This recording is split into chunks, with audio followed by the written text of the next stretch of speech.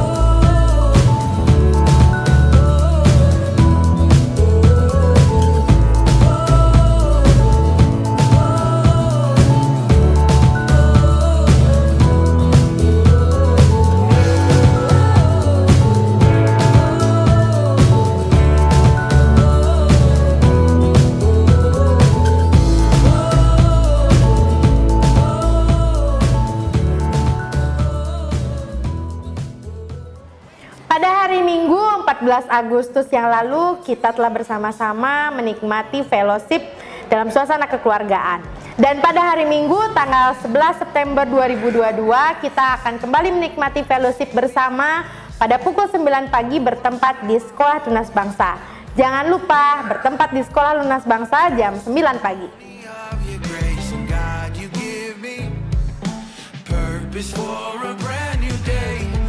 Spin my records on a Sunday before I get myself to church. I put on my best fit, your song got me dancing. I cannot wait to get out the door. We going to the house of the Lord. Yo, come on now. See on the first day I make mistakes. Makanan berat disediakan, sedangkan untuk makanan ringan atau kue-kue dipersilakan bagi jemaat yang mau ikut ambil bagian. Silakan dikoordinasikan di komsel masing-masing. Dalam ibadah fellowship kali ini, anak-anak Kega akan bergabung di Sekolah Tunas Bangsa pada pukul 9 pagi.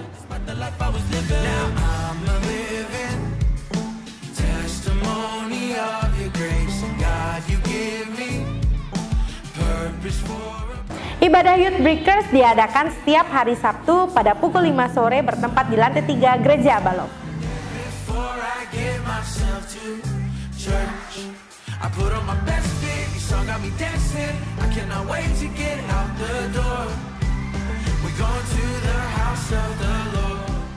Matius 12 ayat 50. Sebab siapapun yang melakukan kehendak Bapakku di surga, dialah saudaraku laki-laki, dialah saudaraku perempuan, dialah ibuku. Demikianlah Abang News Update minggu ini. Kami mengucapkan selamat hari Minggu. Tuhan Yesus memberkati. Jemaat Abaloh Bali yang dikasih Tuhan, salam sehat seutuhnya, salam budaya baru. Ingat, untuk kita menjadi sehat, perlu kita melakukan prokes kesehatan, hand sanitizer dan masker.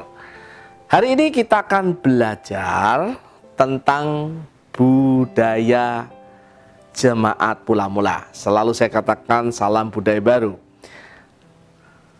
Saya ingin mengingatkan pada setiap kita, apapun yang kita lakukan dalam menyampaikan firman Tuhan melalui YouTube atau langsung secara onset ibadah, selalu saya ingin mengatakan bahwa ini akan berkaitan, akan selalu selaras dengan visi, misi, dan nilai-nilai jemaat Abaroh secara keseluruhan.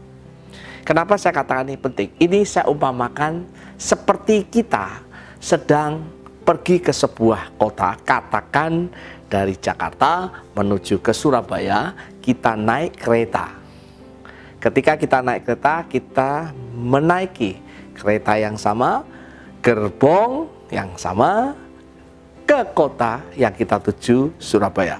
Jangan sampai jemaat atau kita turun di Bekasi, Cirebon, atau turun di Semarang. Pastikan kita turun di kota Surabaya. Nah, ini yang disebut dengan kita punya tujuan yang sama, dengan nilai yang sama. Semua proses ini kita lakukan dengan nilai-nilai visi misi Abba Love. Ingat, apa yang menjadi tujuan kita adalah menjadi murid Kristus melalui komunitas sejati yang memancarkan gerakan kasih Bapa surgawi untuk menghadirkan kerajaan dalam setiap bidang kehidupan kita. Dan nilainya adalah atau budaya adalah hamba dalam kasih Kristus. Saya ingin mengulang sedikit tentang pengertian budaya yang selalu saya katakan. Budaya adalah suatu cara hidup yang berkembang, ya, yang dimiliki bersama oleh sekelompok orang, baik saya pribadi, keluarga, komunitas, jemaat lokal, serta diwariskan dari generasi ke generasi. Nah, cara hidup ini penting, membedakan pribadi, keluarga, komunitas, jemaat lokal dengan yang lainnya. Diambil di mana? Di dalam 2 Timotius 3 ayat 10. Dikatakan, tetapi engkau telah mengikuti ajaranku, cara hidupku atau budayaku, kata Paulus kepada Timotius. Di dalam 1 Petrus 2 ayat 12 diingatkan, milikilah cara hidup yang baik. Petrus mengingatkan pada jemaat cara hidup yang baik atau budaya yang baik. Jadi kesimpulannya, membangun budaya adalah membangun cara hidup sesuai Alkitab. Kita membangun cara hidup sesuai dengan nilai-nilai atau budaya jemaat Abba Love, khususnya kita yang ada di Bali. Tentunya ada dasar ketika kita membangun budaya. Dasarnya adalah mengasihi Allah dan mengasihi sesama. Bukan hanya itu saja, kita dilengkapi secara keseluruhan kehidupan kita. Roh kita, jiwa kita, pikiran kita. Saya selalu menggunakan kata lain selain roh, tubuh, jiwa adalah rohani, emosi, intelektual, fisik, sosial, dan lingkungan kita. Hari ini kita akan belajar tentang bagaimana budaya jemaat mula-mula. Tentunya proses ini adalah sebuah proses repetisi pengulangan yang sudah sering disampaikan, khususnya saya menyampaikan tentang jemaat mula-mula. Tapi hari ini saya ingin lebih membuat penerapan, thanks to dunia, aplikasinya dalam setiap kehidupan kita sehari-hari. Kisah Rasul 2:42 berkata, mereka bertekun dalam pengajaran rasul-rasul dan dalam persekutuan, dan mereka selalu berkumpul untuk memecahkan roti dan berdoa. Paling tidak saya melihat ada 5 kata kunci, walaupun melakukannya 4 hal. 5 kata kunci. Kata pertama adalah bertekun. Kata kedua adalah pengajaran rasul-rasul. Dalam bahasa Inggrisnya disebut apostolic teaching, ada juga menyebut apostolic doctrine. Ya. Yang ketiga, persekutuan, fellowship. Keempat, memecahkan roti. Yang kelima adalah berdoa. Kita akan membahas secara singkat apa yang dimaksudkan dengan 5 kata ini mengaitkan dengan 4 tindakan. Tapi izinkan saya ingin mengulas sebentar. Yang disebut bertekun ini adalah suatu proses yang terus-menerus dan berulang-ulang, sehingga menjadi pembiasaan hidup kita atau karakter. Proses yang panjang sekali. Pengajaran rasul-rasul, saya ingin membuat terminologinya dulu, adalah ajaran Tuhan Yesus yang diberikan kepada para rasul atau para pemimpin atau bapak gereja mula-mula. Persekutuan berbicara tentang kehidupan bersama di dalam jemaat atau orang-orang percaya. Yang disebut memecahkan roti adalah mengenang kematian Yesus. Berdoa, ya kita berdoa, mendoakan orang lain atau mendoakan pribadi bisa. Itu yang ingin saya memberi dasarnya dulu.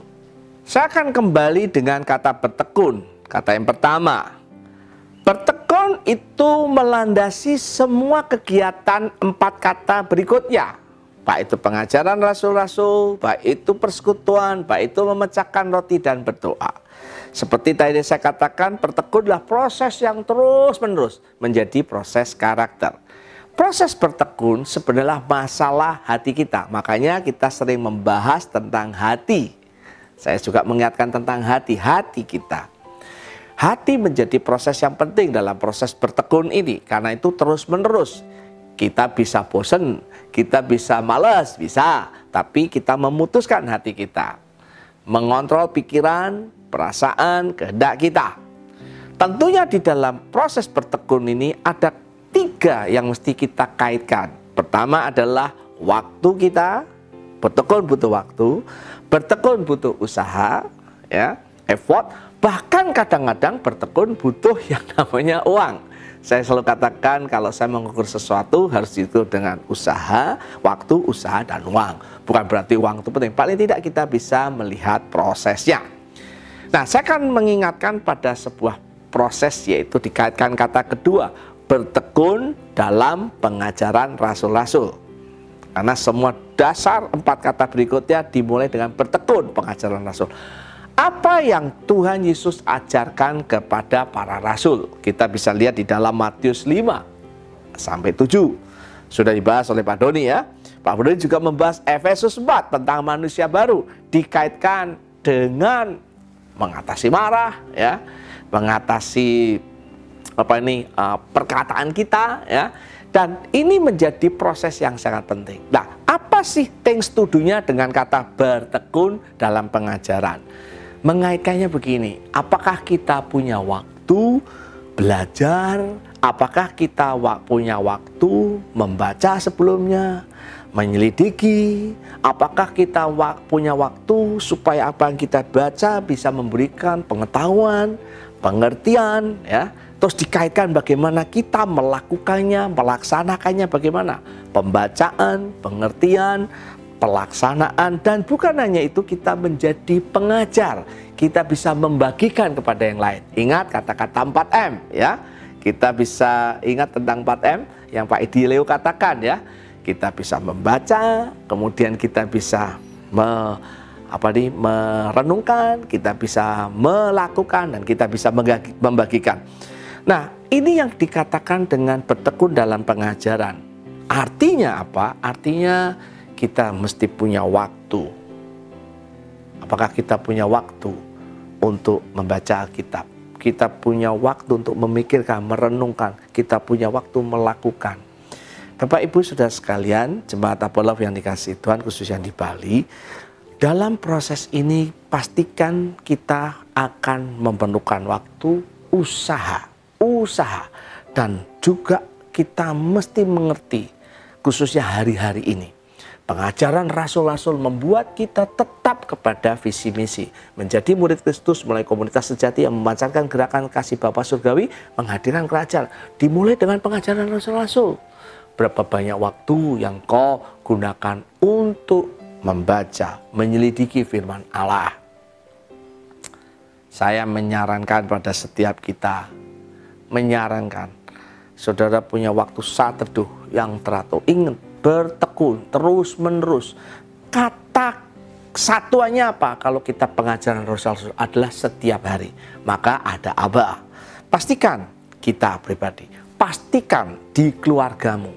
Kalau kita sudah menikah, istri, suami, anak-anak saling mengingatkan. Pastikan terjadi juga di dalam komunitasmu. Pastikan di dalam kelompok pembapaan dan pemuritanmu. Ini yang disebut dengan bertekun dalam pengajaran rasul-rasul. Dan ingat, ketika kita kuat dengan pengajaran rasul-rasul, ya, Matius 5:7, ada Efesus yang sering kita bahas tentang membangun budaya, itu menjaga kita dari kesesatan. Karena hari-hari ini banyak pengajaran-pengajaran yang aneh-aneh, Bapak, ya. Ada banyak pengajaran yang luar biasa. Ada pengajaran-pengajaran yang menyimpang dari firman Tuhan. Nah, karena itu ingat Bapak Ibu, saya mengingatkan sekaligus mengumumkan tanggal 7 sampai 9 Oktober, 7 sampai 9 Oktober ada tim doktrin yang mengajarkan tentang pengajaran-pengajaran dasar Alkitab kepada jemaat apalagi di Bali. Ada tim dari Jakarta akan melayani kita. Bapak David Basuki, Bapak Edison. Mereka orang-orang yang diberi kasih karunia untuk mengingatkan proses ini. 7 sampai 9. Dan juga nanti Kak Edi juga akan melayani kita pada tanggal 13-14 September. Nanti akan saya berikan informasi lebih detail dengan proses ini untuk melengkapi kita dalam pengajaran rasul-rasul, ya. Semakin kita kuat. Pak Beta, doktrin itu yang dibahas apa nanti? Paling tidak ada 7 doktrin utama. Ada doktrin Tritunggal, tentang kanonisasi tentang Alkitab, soteriologi, ya, kristologi itu keselamatan, kristologi tentang Roh Kudus, tentang kejemaatan, dan tentang akhir zaman. Hari ini banyak orang berkata akhir zaman itu apa? Nah, kita akan mengajarkan jemaat. Mari siapkan waktu Bapak Ibu Saudara sekalian, 7 sampai 9 Oktober, juga nanti ada equipping di tanggal 13-14 September. Saya percaya ini akan menolong proses kehidupan kita. Kata yang ketiga selain bertekun, pengajaran rasul-rasul adalah persekutuan atau fellowship. Nah, kita mesti ingat kata bertekun menjadi dasar buat kata yang lainnya. Bertekun dalam persekutuan. Artinya terus-menerus melakukan persekutuan. Dan tentunya kita membutuhkan kembali ada kata waktu, ada kata usaha kita atau usaha keras kita, mungkin membutuhkan uang. Nah, ini akan lebih real. Bapak Ibu Saudara sekalian, apa sih prakteknya ketika kita bersekutu? Kami selalu mengingatkan para pemimpin, prakteknya di mana? Praktek yang paling sederhana, persekutuan dimulai di dalam keluarga kita. Kalau khususnya keluarga ayah, ibu, dan anak. Kalau kita sebagai yang masih single, kita dengan keluarga inti kita, ayah ibu kita. Tapi saya tahu di Jemaat Bali banyak perantauan, tidak masalah. Tapi kita tetap bisa membangun persekutuan. Untuk yang single nih ya, persekutuan dengan orang tua kita. Sekarang ada WA ya Pak Ferdinand, ada handphone. Dan WA-nya gratis ya Pak Ferdinand ya, termasuk paket toh. Zaman dulu Bapak Ibu, kalau saya telepon mami saya itu maaf kata, itu larang, mahal. Interlokal itu mahal. Ya, jadi di keluarga kita, saya dengan istri dan anak saya punya persekutuan spesial. Bagaimana dengan Elizabeth yang ada di luar kota, di luar negeri ya, di Kanada, tetap sama, berusaha membangun setiap hari. Minimal seminggu sekali kita ada Zoom. Kecuali ada hal-hal khusus ya, ada ujian ya dia. Tapi setiap hari biasanya saya telepon ya. Kita bangun persekutuan, telepon ya. Terus apalagi di dalam keluarga ada doa bersama, ada makan bersama, liburan bersama kalau punya duit. Kalau liburan tuh gampang Bapak Ibu, jalan-jalan ke Renon itu juga liburan bersama. Oke, setuju? Kebersamaan, persekutuan dalam apa lagi? Prakteknya di komunitas sel. Entah itu onsite, entah itu online ya. Nah, masalah pertanyaannya berapa waktu kita berikan? Seminggu sekali, 2 minggu sekali, sebulan sekali, atau setahun sekali? Nah, ingat, ujian dalam persekutuan adalah ingat waktu, usaha, dan uang. Saya melihat ada beberapa kelompok, mereka kalau persekutuan mereka makan bersama, makan siang bersama boleh ya, akan butuh uang ya. Nah, yang ingin saya tekankan begini, apakah kita lakukan dalam komunitas sel? Apakah kita lakukan dalam pemuritan, pembapaan? Ada banyak orang tidak punya waktu dan usahanya. Waktunya tidak punya. Jangan berikan alasan waktu. Bapak Ibu punya waktu untuk sikat gigi. Betul ya? Punya waktu untuk ke belakang, untuk Kenapa dilakukan? Karena itu penting. Kalau tidak bisa merusak. Kalau Bapak Ibu tidak ke belakang, maaf, tidak buang air besar, oh itu artinya Bapak Ibu lagi sakit, itu bahaya. Nah, karena dianggap penting. Itulah persekutuan. Saya ingin mengingatkan pada setiap kita, persekutuan bisa berupa ibadah. Apalagi hari ini ada ibadahnya, ada tiga tipe ibadah yang berupa equipping, diisi, ibadah berupa celebration, kita memberikan sesuatu pada Allah, ibadah dalam bentuk fellowship, kita dengan rekan-rekan atau dengan jemaat. Waktu yang lalu fellowship yang hadir berapa Pak Ferdinand? 100 berapa? 180-an ya? Oh 100, banyak 200 ya? 130 Pak Ferdinand, oh ya. Anak-anak ada lagi di luar anak-anak ya. Anak-anak ada 40-an, 170-an berarti ya. Jadi saudara, banyak yang hadir, penuh. Kita bisa makan bersama-sama dan puji Tuhan hari ini tidak ada laporan yang kena COVID ya Pak Benda, tidak ada ya, aman. Nanti fellowship kita akan di Sekolah Tunas Bangsa lebih gede. Nanti akan lebih ada lapangan luas. Ibadah loh ini, ibadah. Ketemu, makan. Nah, itu. Nah, ini bentuk dari persekutuan. Nah, Bapak Ibu, saya ingin kita mendarat perbicaraan kita. Persekutuan kita memang membutuhkan waktu, usaha, uang untuk menunjukkan bahwa itu suatu prioritas dalam kehidupan kita. Pertanyaannya, kalau tadi berapa waktu, berapa lama engkau lakukan untuk baca firman Tuhan, mengenal pengajaran rasul-rasul, berapa waktu juga kita bersekutu? Saya percaya ketika kita melakukan dengan cara yang benar, kita akan melihat prosesnya. Nah, yang berikutnya saya ingin berbicara tentang memecahkan roti, tapi saya akan lompat dulu berbicara tentang bersekutu dalam pengertian kita, dalam arti kita berdoa. Nah, dalam proses ini kata-kata berkata mereka bertekun. Saya baca dulu ya. Dan mereka selalu berkumpul untuk memecahkan roti dan berdoa. Saya langsung berdoa. Nah, perlu diingat kata bertekun itu melandasi kata berikutnya. Mereka bertekun, berkumpul untuk bertekun. Bertekun dalam pertemuan mereka untuk berdoa. Jadi dalam konteks ini doa juga membutuhkan tempat. Doa membutuhkan sebuah komunitas. Doa harus dilakukan dalam konteks bertekun, terus menerus. Nah, saya ingin mengingatkan dengan kata doa ini. Saya ngerti kalau kita berdoa, kita biasa meminta, berdoa itu mengucap syukur, berdoa biasa dalam peperangan rohani. Tapi saya memang memberikan dasar penting ini sekali. Entah doa pribadi, entah doa komunitas, entah doa bangsa, entah apapun. Ingat, doa bukan memaksakan kehendak Allah. Ada orang berdoa, saya berdoa untuk supaya terjadi. Ketika saya berdoa harus terjadi karena saya beriman.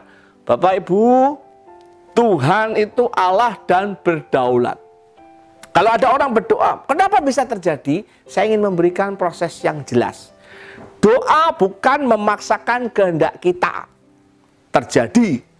Seakan-akan Tuhan cuma stempel saja. Ya, ada orang berkata begini, Pak Benda, kalau saya nggak berdoa, mungkin itu peristiwa nggak terjadi. Bapak Ibu dengar, tanpa kita suatu kejadian akan terjadi karena itu dalam kedaulatan Tuhan. Justru apa? Kenapa kita mesti berdoa? Berdoa adalah mencari kehendak Allah, mencari kehendak Allah, mengetahui kehendak Allah, setuju dengan kehendak Allah. Hati kita disiapkan untuk mengikuti apa yang menjadi kemauan Allah. Ketika saya berdoa, saya tidak sedang merubah Allah. Dengar, tidak merubah, tapi saya sedang dirubah oleh Allah, mengetahui kehendak Allah, menyetujui kehendak Allah, sehingga saya bisa mengikuti. Ingat, ada banyak hari-hari ini saya sebut nabi-nabi palsu, bernubuat kanan dan kiri tapi tidak digenapi. Ya, ingat pada zaman pembuangan Babel, banyak nabi berkata bangsa Israel tidak akan masuk pembuangan Babel. Babel itu mengerikan. Itu penindasan, itu perbudakan. Tapi ada nabi yang berkata, Yeremia, kita akan masuk ke Babel. Kita akan ditindas, kita akan mengalami penawanan, kita akan dibawa ke Babel. Dimusuhin. Doa tidak merubah apapun, karena Tuhan sudah menetapkan bangsa Israel dengan kedaulatannya mesti dibawa ke Babel. Karena dosa-dosa mereka. Yeremia mengetahui kehendak Allah. Yeremia tahu sulit untuk menyetujui, bangsanya akan ditawan, bangsanya akan dibawa ke Babel. Tetapi dia mengerti itu semua karena Allah ingin bangsa Israel bertobat. Itu yang disebut doa. Banyak kali dalam doa-doa saya tidak terjadi yang seperti saya inginkan. Ada kalanya yang saya doakan terjadi, puji Tuhan. Tapi dalam proses berdoa kita mengetahui rencana Allah, kehendak Allah, dan menyetujui supaya hati kita ke sana. Ini dalam hal itu semakin giat saya berdoa. Untuk siapa? Anak-anak saya, istri saya, keluarga. Ingat dimulai keluarga, bersama dengan persekutuan keluarga.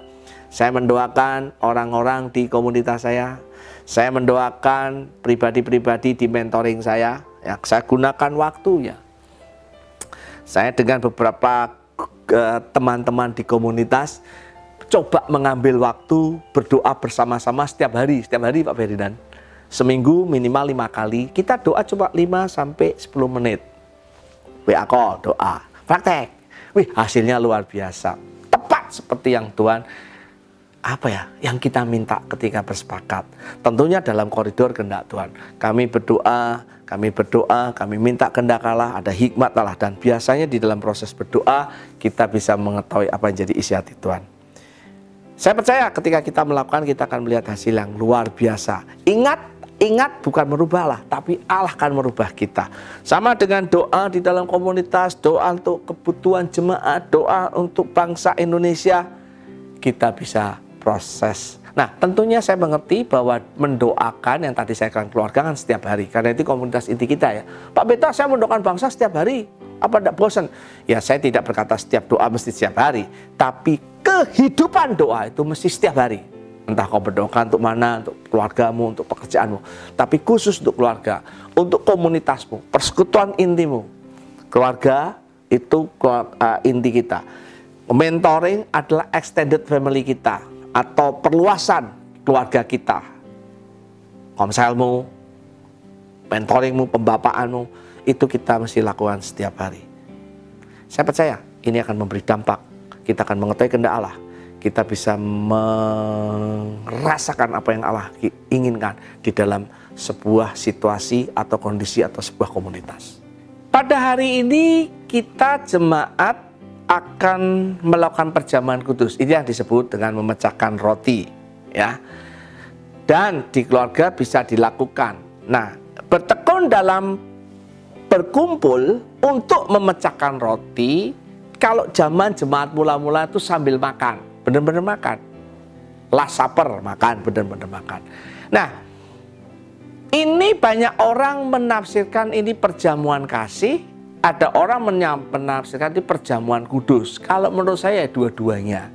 Ketika waktu jemaat mula-mula mereka makan, kemudian mereka melakukan perjamuan kasih dan perjamuan kudus. Artinya apa? Mereka sambil makan, kemudian mereka mengenang. Nah, ini penting. Bukan hanya makan saja, tapi mengenang tentang kematian Yesus. Untuk apa mereka mengenang? Untuk semakin menghayati gaya kehidupan Tuhan Yesus Kristus. Menghayati. Perlu kita ingat, Bapak Ibu, gaya hidup Tuhan Yesus adalah gaya hidup salib. Artinya apa? Mereka, atau mungkin Tuhan Yesus menunjukkan sebagai Allah, sebagai manusia yang benar dan Allah yang memang sudah benar, sebagai manusia dan Allah, Dia ini menunjukkan punya sikap mau menderita. Mau menderita. Gaya hidupnya menderita. Untuk apa? Untuk menyelamatkan setiap manusia. Fokus kehidupan Yesus adalah melayani, mengasihi, dengan cara menyangkal dagingnya. Nah, yang saya takutkan banyak hari ini khususnya generasi muda. Saya minta maaf generasi muda. Jadi generasi tua juga ada, tapi kebanyakan. Hari ini fokusnya bukan menyangkal diri, tetapi apa? Memuaskan diri. Kata-kata comfort zone, kata-kata diskon, kata-kata luxury, kata-kata pleasure, ya. Saya tidak salahkan kita ada luxury, ada comfort, tapi itu menjadi dominan. Karena fokusnya adalah diri kita. Fokusnya adalah ego kita. Perlu diingat, jemaat mula-mula selalu punya kehidupan taken kontrak, siap mati. Loh, bukan hanya pribadinya, seluruh keluarganya. Kalau ayah bertobat, rundingan sama istri dan anaknya, kita siap mati loh jadi orang Kristen. Kenapa? Khususnya pada waktu zaman Herodes kan kekristenan sebagai agama terlarang. Perlu saya ingatkan tentang memecahkan roti, berbicara tentang salib, kematian. Buat kita bukan mati dalam arti fisik, tapi mati kedagingan kita, supaya dipimpin Roh Kudus, supaya dipimpin oleh kehendak Allah, supaya kita mendatangkan kerajaan Allah dalam setiap bidang kehidupan. Bapak, Mama, ajarkan anak-anak kita untuk proses salib. Tidak mudah. Anak-anak muda, generasi muda, teman-teman, entah itu di anak muda, entah itu di break, entah itu di kega, ajarkan dari sejak dini tentang memecahkan roti, mengenang kematian Yesus. Allah, saya tidak katakan kita cari penderitaan, tidak.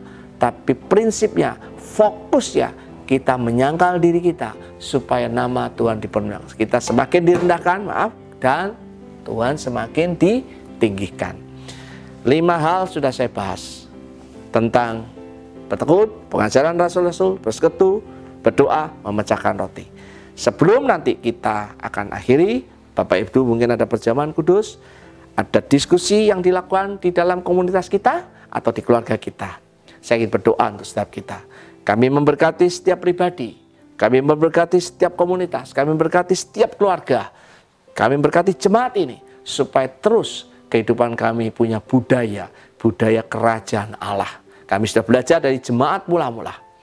Kami melaksanakan berkat yang terbaik, kiranya berkat dari Allah Bapa, Putra, dan Roh Kudus, berkat secara rohani, haus dan lapar, persekutu dengan Allah. Berkat secara jiwani, damai sejahtera, sukacita, ketenangan. Berkat secara jasmani, kesehatan, pemenuhan finansial, keuangan, menyertai setiap kita. Berkat ini aku lepaskan di dalam nama Tuhan Yesus. Setiap kita yang percaya berkata, amin. Tuhan Yesus memberkati.